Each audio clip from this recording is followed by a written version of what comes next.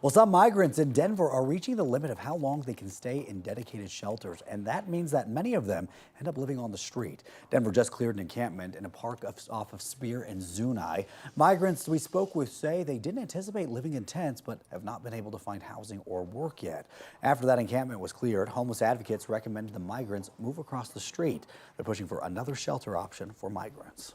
Today, Denver Mayor Mike Johnston is headed to the White House for a meeting. He's part of a group of 5 city mayors asking the Biden administration for help with migrants coming from the border. 9 News reporter Brianna Fernandez joins us live in Denver. And Brianna, the mayors want help loosening some of those restrictions for the migrants.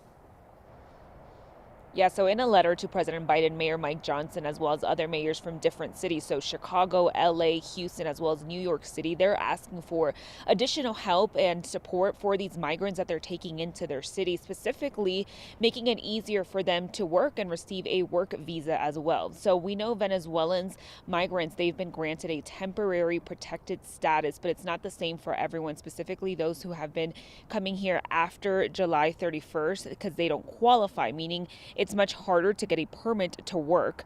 Local organizations in Denver are stepping up by helping migrants register as an LLC so they can be hired as independent contractors. And that's not a permanent solution since these jobs are limited and come without benefits, but advocates hope this plea for federal help works. It is a common sense solution that they're asking for. They're not asking for citizenship or anything like that. They're asking just to be able to work with work authorizations.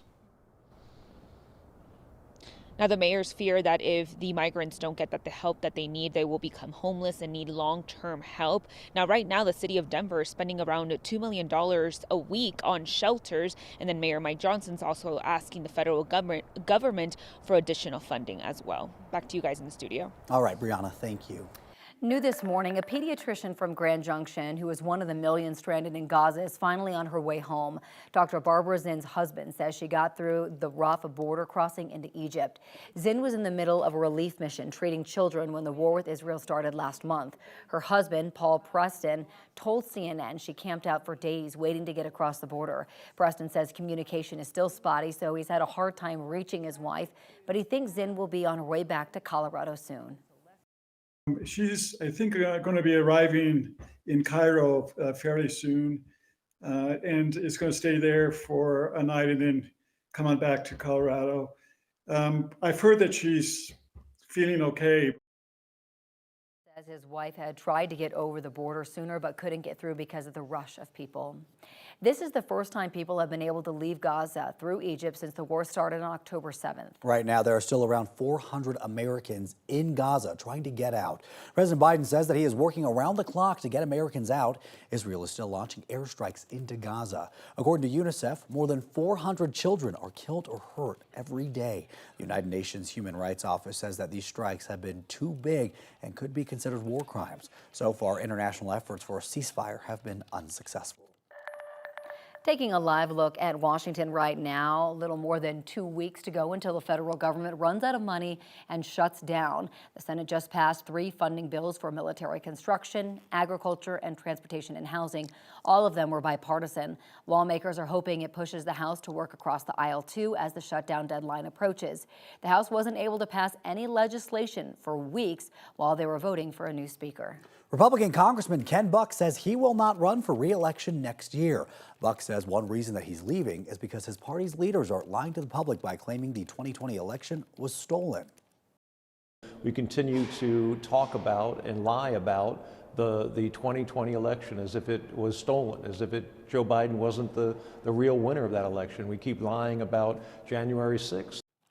Now, Buck has not been totally consistent on his position lately. He voted for House Speaker Mike Johnson, an election denier, after not voting for 2 other previous options because they were election deniers.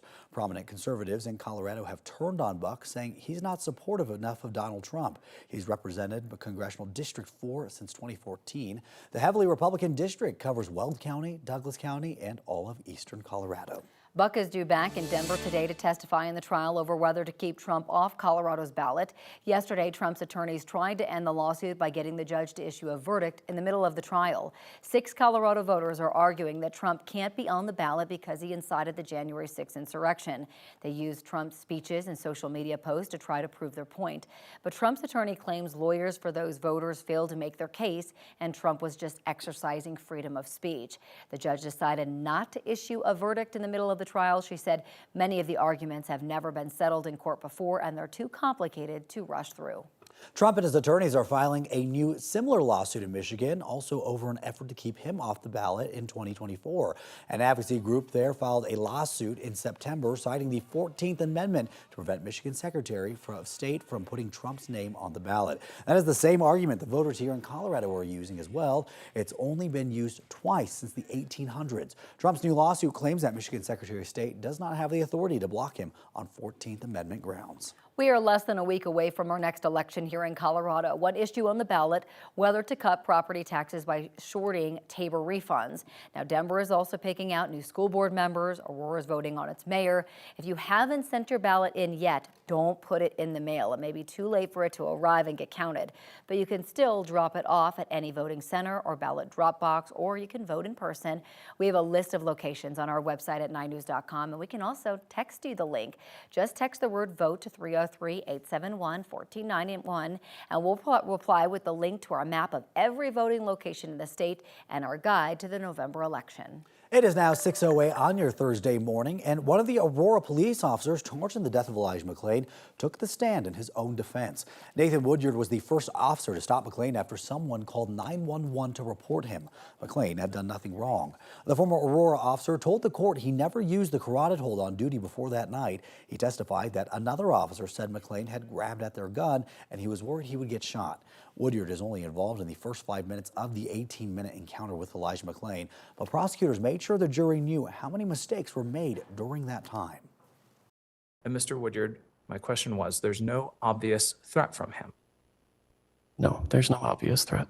He hasn't tried to run away where you need to grab him to stop him. Correct. While Woodyard stood by, paramedics injected McClain with ketamine that ultimately stopped his heart. Woodyard's trial is expected to wrap up this week. The 2 paramedics who administered that ketamine are set to go on trial the week after Thanksgiving. And one thing you want to know about the weather today is normal high 59 degrees, but look at where the highs are going today in the mid to upper 60s. We'll see partly sunny skies, a few more clouds early tomorrow, sunshine late, but the temperature is pretty much the same, mid to upper 60s.